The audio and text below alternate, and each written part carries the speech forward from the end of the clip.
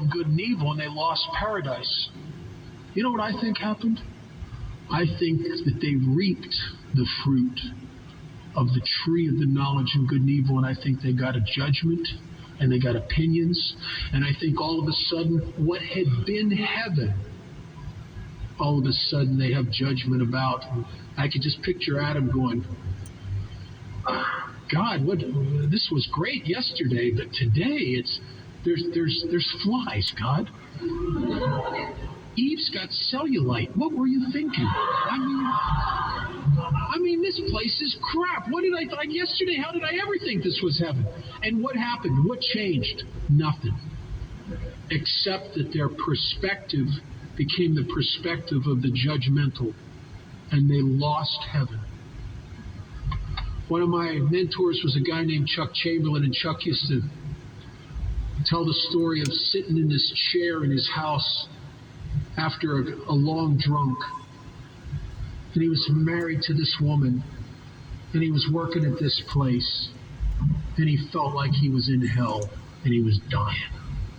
And years later, he sat in the same chair in the same house, married to the same woman, working at the same place with tears in his eyes because he felt like he was in heaven. And he said, what changed? He said, maybe heaven's just a new pair of glasses. Right? What do I have to surrender here except my judgment and my opinion? I'll tell you something. This will sound crazy, especially if you're sitting here and you're in the middle of a lot of emotional pain. I will tell you something you're not going to believe.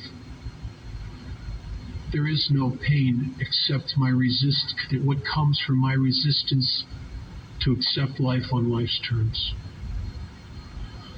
I have never had one problem since I've been sober. I have never had one difficult situation, but I've had 1,000 times that looked like it. Right? That it looked like it. And what's really the problem here?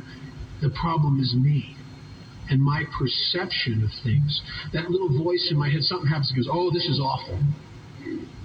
Well, maybe it is, and maybe it isn't. Maybe it's not awful. Maybe that's just my judgment of it. How many, what's the worst thing that most of us thought could ever happen to us before we got sober?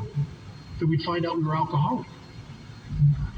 What's the second worst thing that we found out we ever thought? That we'd have to go to someplace like A&A. What are the two greatest things that ever happened to us? That we found out we were alcoholic, and that we ended up in Alcoholics Anonymous.